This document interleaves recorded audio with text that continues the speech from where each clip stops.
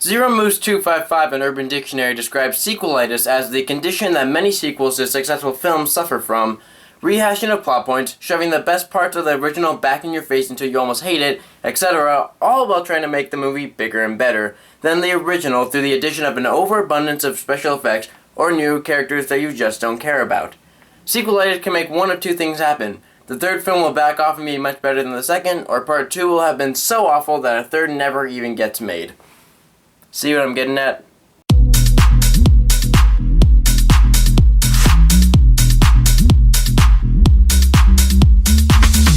So Mission Impossible 2 is the second installment in the Mission Impossible franchise, if you can't tell by the name. It's directed by John Woo and stars Tom Cruise, Dougray Scott, Thandie Newton, Ving Rhames, and Richard Roxburgh. This movie once again follows our favorite secret agent Ethan Hunt, who has just been alerted that his identity has been used to help get a scientist into the United States from Russia. The scientist carries a very deadly disease with him called Chimera and the cure for it, and is planning to give it to the IMF. However, a rogue IMF agent named Sean Ambrose, who is pretending to be Ethan, causes the airplane to crash and makes off with the Chimera disease and its cure.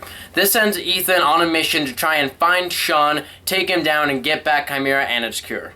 Now, after seeing the first Mission Impossible movie, I was pretty excited to see Mission Impossible 2. The first one had a lot of tension that I liked, the writing was smart and fun, and overall it was a really good movie. However, Mission Impossible 2 did not live up to any of the standards that I wanted. So let's talk about the main thing that this film had going for itself, the cinematography.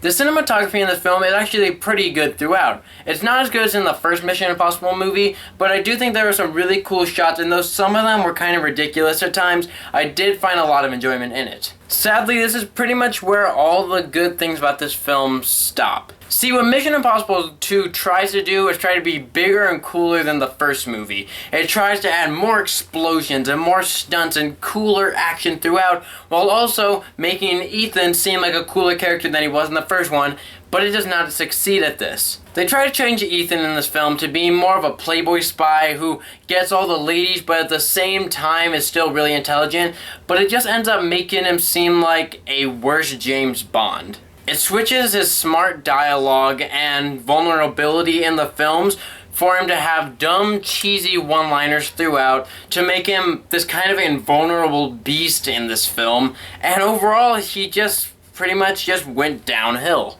The only other character that returned from the first Mission Impossible film other than Ethan was Ving Rhames' character of the hacker, and even he was dumbed down in this movie. Everything that was super fun about him in the first one that I really liked was not in this movie. He just seemed like a bland guy who was just trying to get this job done, but there was nothing really likable about him. He was just a regular character, and that kind of disappointed me. Along with the returning characters being sort of let down throughout this entire film, the new characters they introduced weren't that great either. You have Dougray Scott as the main bad guy in this film, and his character sounds like it would be cool. He's a rogue IMF agent who acts a lot like Ethan, and that sounds cool, but then it turns out he's just a regular villain that I'm probably not going to remember within the next week after watching this. He just wants to get this so that he can sell it and make money, and he has an accent, like a Russian accent throughout this entire film. It's just a dumb, generic villain. There's also a love interest in this film for Ethan Hunt. She's a thief, and her name is Naya, and she's played by Thandie Newton. Usually, I'm okay with some love interest. James Bond films do it very, very well in most of them. But in Mission Impossible 2, they just try to shove this relationship down your throat until you're suffocating, and it's terrible. The first entire half of this movie is Ethan hanging out with this chick, and she's not super interesting. She's kind of cool, I guess, because she's a thief and she's really good at it. But the entire first half of this film is just boring because it's just him hanging out with her while he's also on a subplot trying to get this disease and cure back, and it's just not fun. And then in the second half of this movie, it pretty much just takes all the storyline that made the first half kind of good and just replaces it with stunts everywhere. And I'm not gonna lie, some of the stunts are cool. The cinematography works really well with some of the stunts, and there were just some cool shots and they looked realistic. But there are so many stunts in it, it pretty much just replaces a relationship and just tries to shove them down your throat. And while some of them work, a lot of them are a miss completely. A lot of them are unrealistic, they're ridiculous looking, and I just did not have a good time with it. However, the main thing this movie lacks in is its writing. This movie still could have been good if the writing for it was smart, if they had developed the characters better, if the characters had better lines like in the first one, and if it was just fun. The problem is that since they're just trying to be cooler than the first one and bigger, they pretty much just make everyone just kind of dumb. Ethan's writing for his characters, like I said before, is dumb.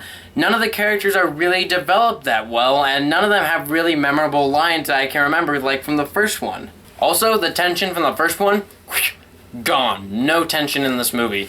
Now, is this movie, like, bad? I wouldn't say it's bad. I would say it's very disappointing. It's nowhere near as fun as the first one, and though there are some fun moments in it, there's never a point that I would actually remember in my mind. So here's to hoping that Mission Impossible 3 is a better movie than Mission Impossible 2, as I will give Mission Impossible 2 2 stars. I've actually heard a lot of bad things from fans of Mission Impossible about Mission Impossible 2, so let me know below how Mission Impossible 2 ranks on your scaling of the Mission Impossible movies. As always, guys, thank you so much for watching, and I will see you next time.